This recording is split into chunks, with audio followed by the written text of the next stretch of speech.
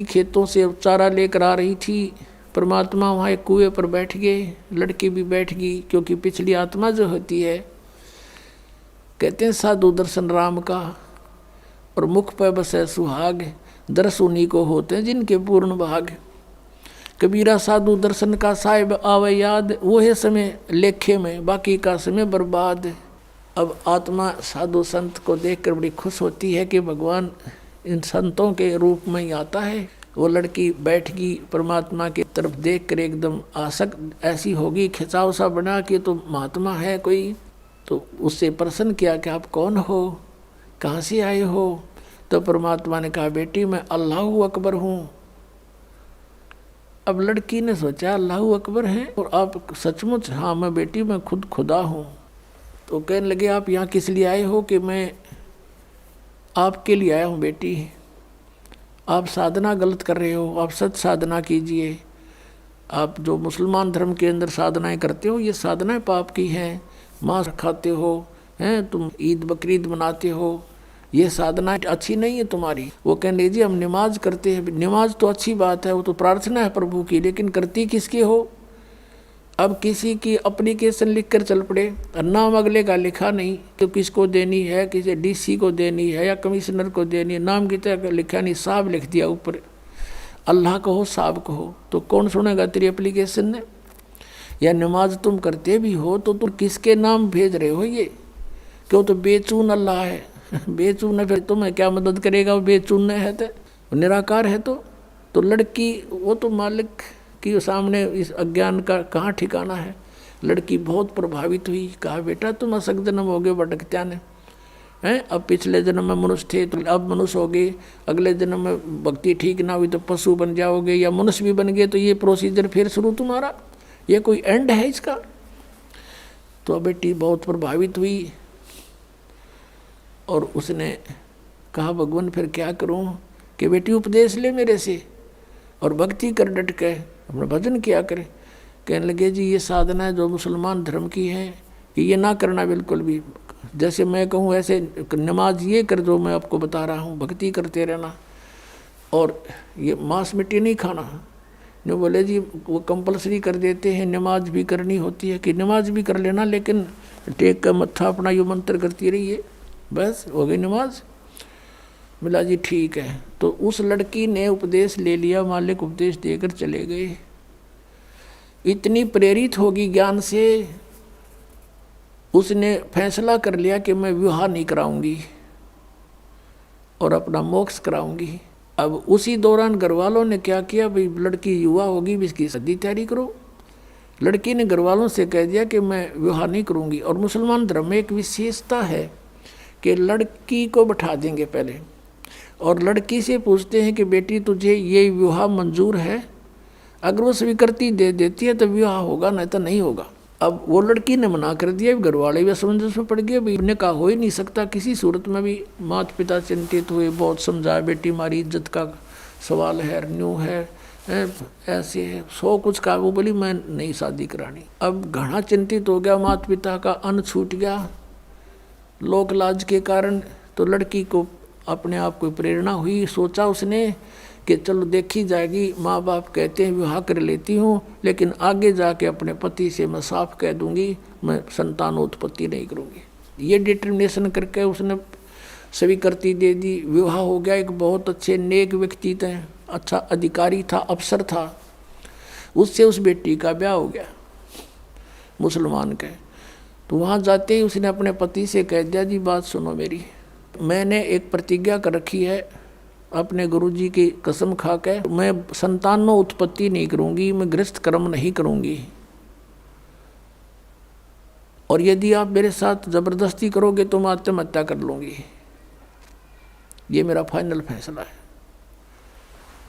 तब वो सोच गया भी ये बात क्या बनी। कहने लगा बात बता फिर आपने निकाह स्वीकार क्यों किया था? मना कर देते, कोई आप पर प्रेशर थोड़ा ही था।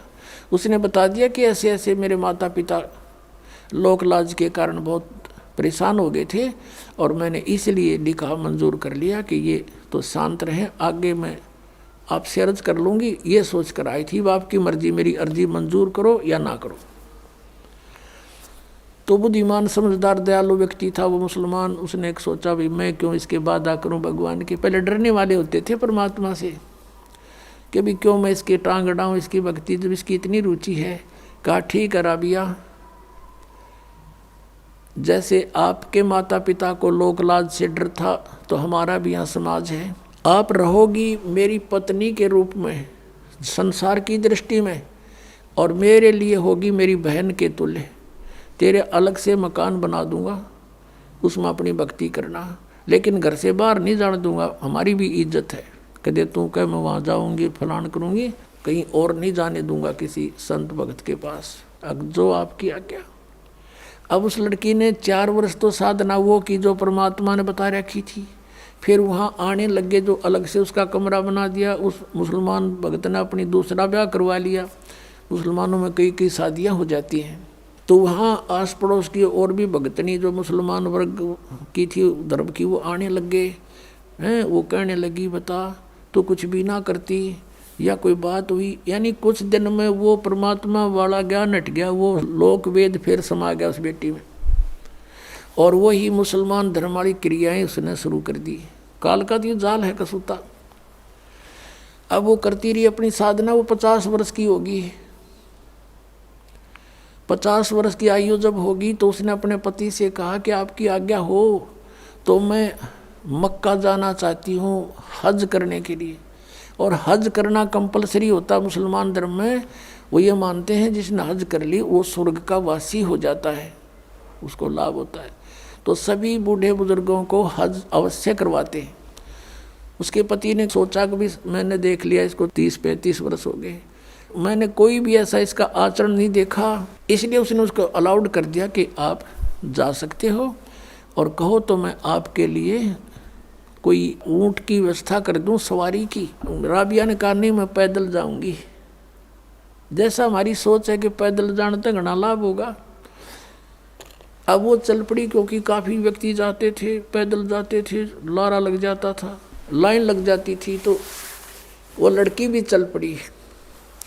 अब वो जा रही थी चलते चलते रास्ते में रेगिस्तान में एक कुआं था। कुएं के पास एक कुतिया प्यासी थी, बहुत प्यासी थी। उसके छोटे छोटे नवजात बच्चे थे, दूर एक साइड में रखे हुए थे, बैठे थे, आंखें भी नहीं खुली थी उनकी। और वो बहुत प्यासी थी और कभी तो राबिया के चरणों की तरफ आ रही है, फिर भागकर कुएं में झांक रही है। अब राबिया उसकी भाषा समझ गई कि इसको प्यास लगी है।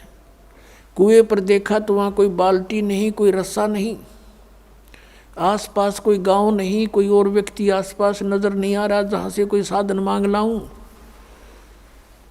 अब उस लड़की ने आव देखा ना ताव देखा, अपने बाल पाड़े, लंबे लंबे बाल थे। वो बाल पाड़े न एक एक बाल फटाफट सारे बाल पाड़ के और एक रस्सी बनाई। ये है मुसलमान, ये मांस खावर उदमस्ता रहे, ये मुसलमान नहीं है। वह लड़की थी मुसलमान। कहते दया बिना दरवेश कसाई, जिसके दया नहीं वो भगत किसा। लंबी लंबी इतनी लंबी रस्सी बांटी अपने बाड़ाते हैं, बहुत नीचे जल होते थे। और अपने वस्त्र निकाल कर, पहले मोटे मोटे खद्दर के कपड़े होते थे, वो कपड़े निकाल कर उसका बांध के और पानी में भिगोए।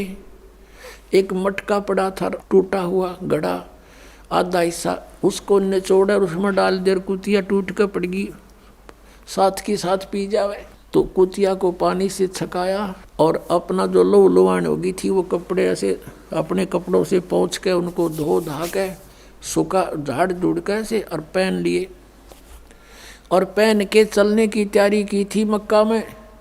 कहते वो मक्का वाली बिल्डिंग एज इट इज उठ के और वहाँ आ खड़ी हुई उस कुएं के साथ में, जैसे प्लेटफार्म पर रेलगाड़ी लग जाती है।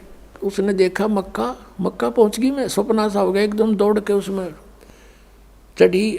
चलते ही वो वहाँ से उठा और उसमें सारे यात्री उसमें जितने जा रहे थे माथा मुथा टेके थे वो सारे उसके अंदर। और वहाँ मक्का है नहीं स्थान पर, वहाँ सारे देखें कित गया वो हमारा मक्का। तो फिर कुछ देर के बाद वो विमान की तरह वापस जाके वहीं स्थापित हो गया। अब इस कारण से पूरे मुसलमान धर्म में उस क्षेत्र में ये हो गया, वह भक्ति होता राबिया कैसी। भक्ति हो तो राबिया जैसी। मक्का भी वहाँ बुला लिया राबिया ने, पक्का इसके लिए वहाँ पहुँच गया। अपने आत्माओं ये समझना कि जैसे दास आपको बता रहा था कि पहले जो भी हमें सुख होता था या कोई घर में ऐसी अच्छी घटना होती थी तो हम ये सोचा करते थे जो